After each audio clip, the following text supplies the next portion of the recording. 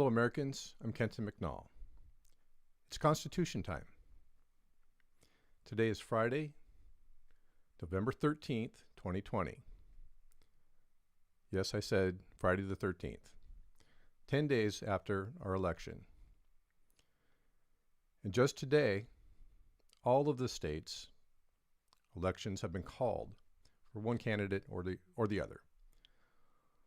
Of the late-breaking states, the last to make a call, two of them, Alaska and North Carolina, went to the current incumbent executive, and the other five were all flipped states by the president-elect Joe Biden.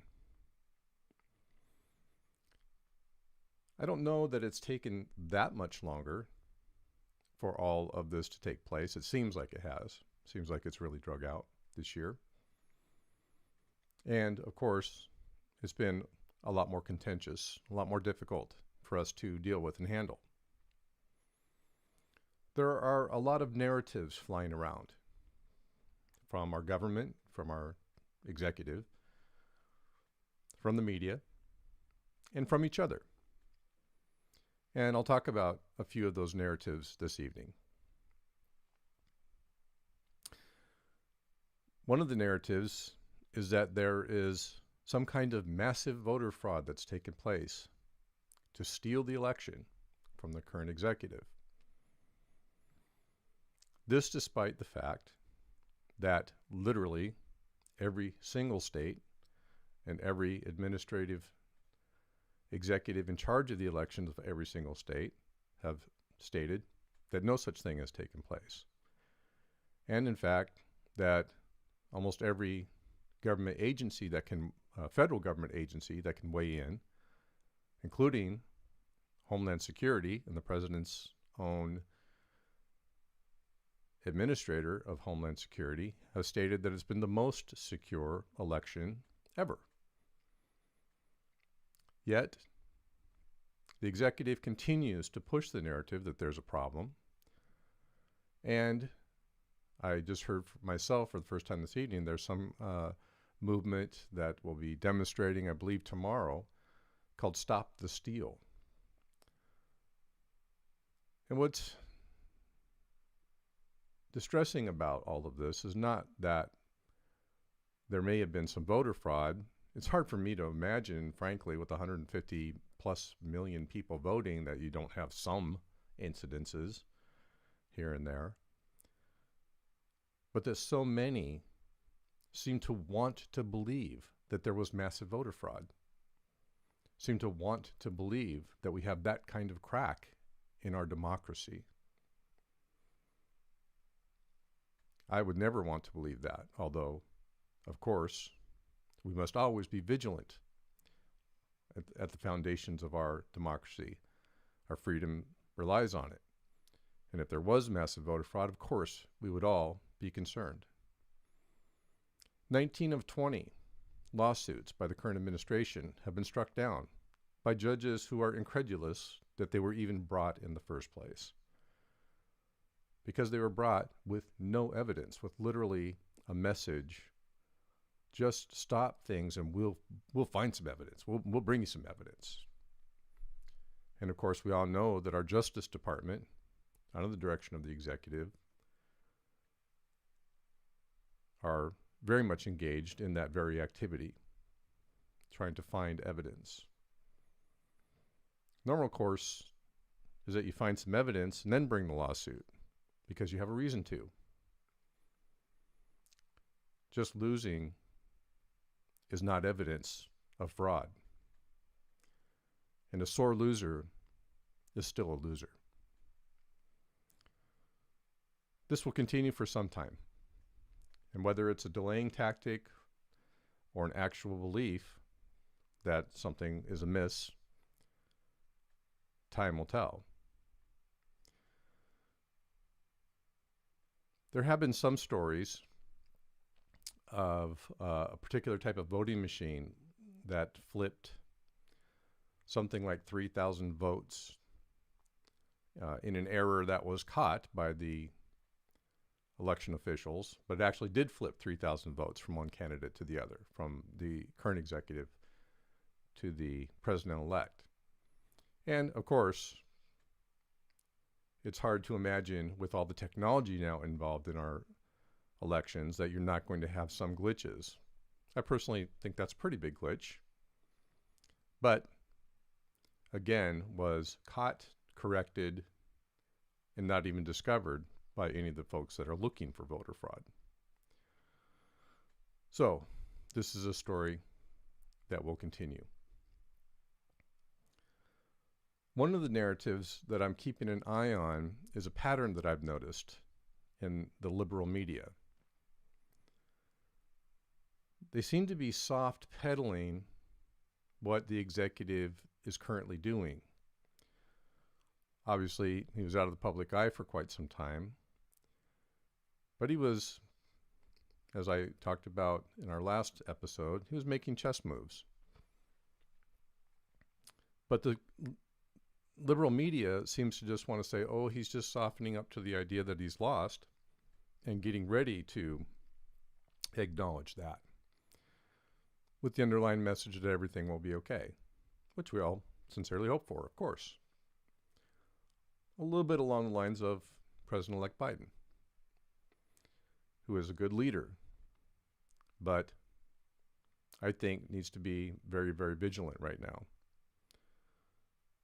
So this pattern of the liberal media of kind of, as I said, soft pedaling what the executive's up to right now, I'd rather see a little sharper approach and more vigilance of what's going on there. There is one thing that the executive is definitely missing from, and that is government. Our country, in many ways, is not being governed right now. I think that we all know that one characteristic of the outgoing incumbent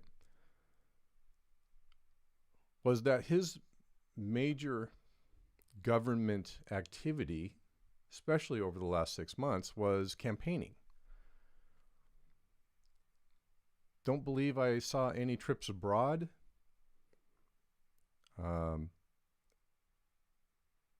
His appearances became less and less about anything to do with government or a piece of legislation he was trying to get through or anything of that nature. It was just about campaigning to be president again.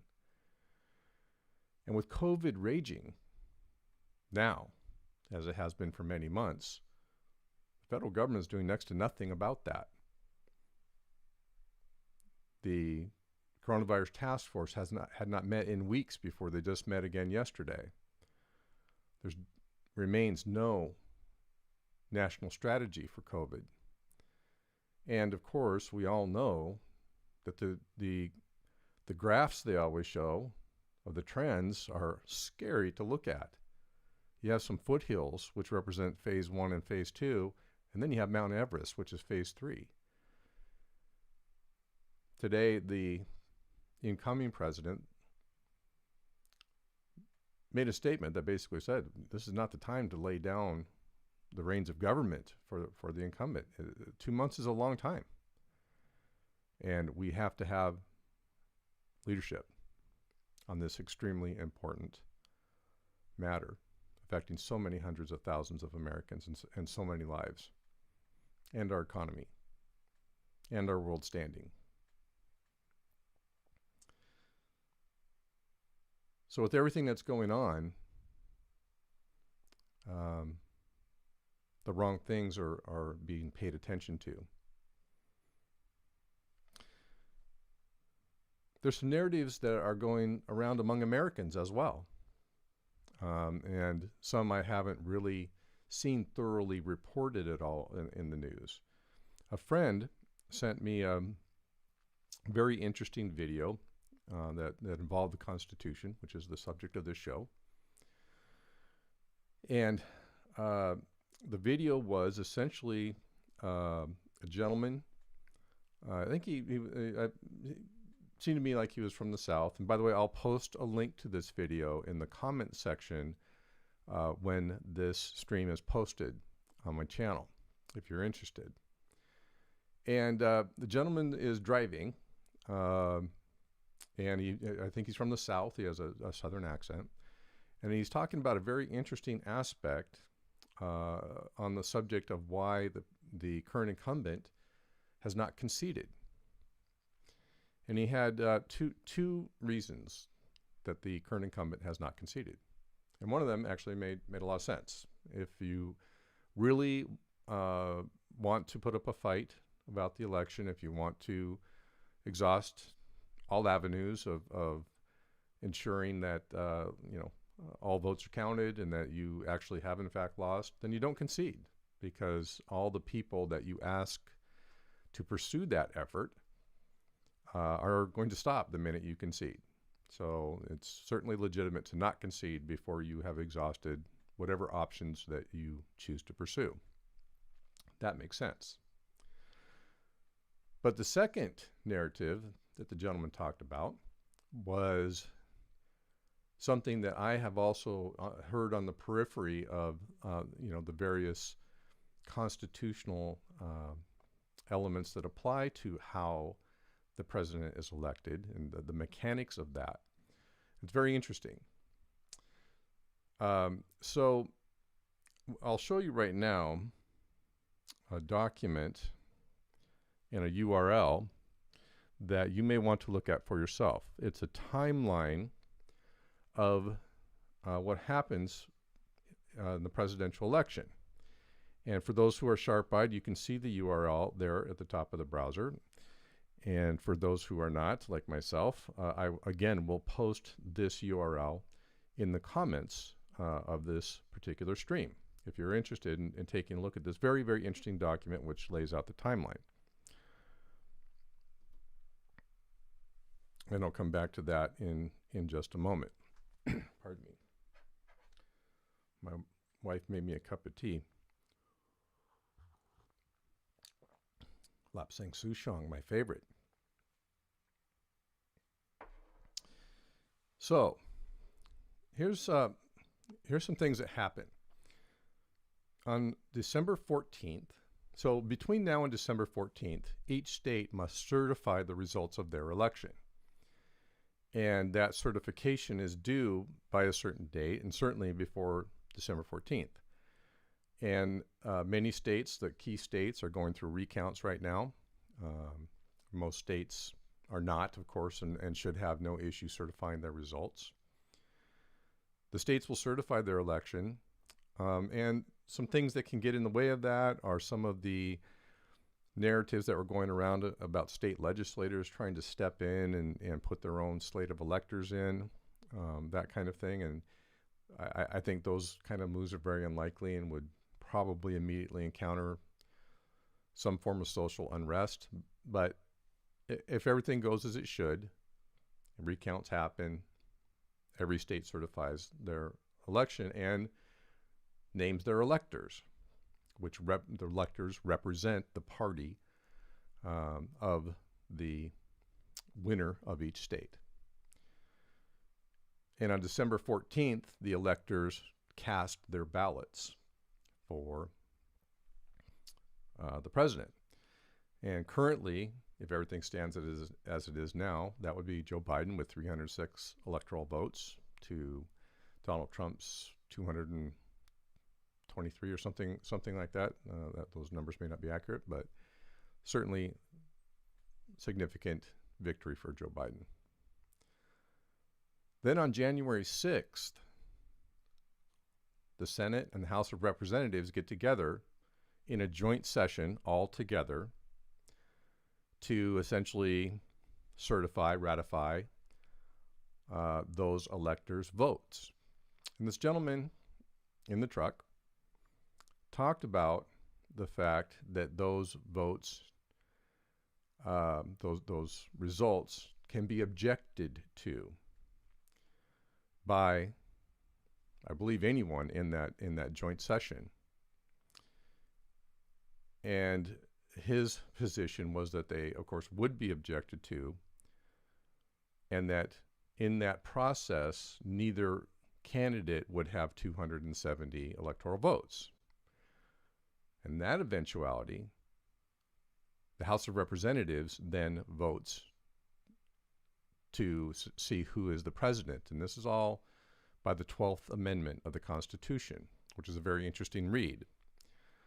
And by the way, I mentioned, I think before, that I'm rereading the Constitution, and it is so fascinating to see how the way that our government operates and the way that we can see it operate is right there in the Constitution. Now, the 12th Amendment has some obsolete aspects of it, such as assuming that the vice president and the president are separately voted for by the states and can be from separate parties, and that's been changed, of course. But were this to occur, the House of Representatives would elect the president, not by a roll call vote of all the members or anything like that, but each state receiving one vote. And as it happens, there are 37 red states and 13, I guess, 15 minus 13 blue states. And therefore, the red states would probably vote for the incumbent. But what the gentleman left out of his analysis was that when the combined Senate and House get together on the 6th of January, if someone objects to a state's electors, then the houses, the two bodies will separate for deliberation. Each will take their own separate vote whether to uphold that objection, and both houses must say yes in order for that slate of electors to be removed. And if the slate of electors is removed, then that's fewer electoral votes for whoever they voted for. And in that process, if no one has 270 electoral votes, that's when it goes to a vote in the House of Representatives and a vote in the Senate for the vice president, by the way. Now, a little drama has been added to this because the House of Representatives lost a lot of seats, but they still are plus 15 or plus 20 over the GOP. And I would say there's pretty much no way that the House of Representatives would vote for even one of the certified results to be canceled or nulled out. So I think that's not going to happen. But it is a narrative that's around out there. And it's interesting to see what kind of scenarios are being invented in the hopes that the incumbent can stay the incumbent. This was also a case, as I looked at it, where, there are procedural elements of this that could cause problems.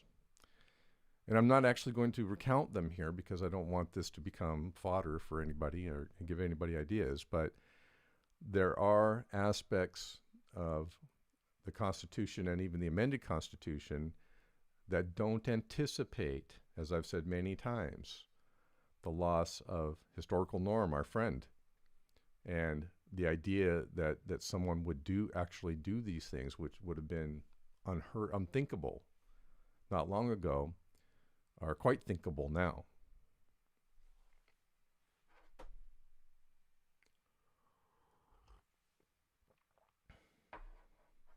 And that's one of the most distressing things about the last 4 years, is that it's hard to unring a bell. When our norms are overturned and thrown out the window, as they have been, do we really think it will be that long before there's another person that runs for the office of president that is going to act the way the current executive has acted? It's going to stretch the boundaries, ignore our history and our precedents. It's one of the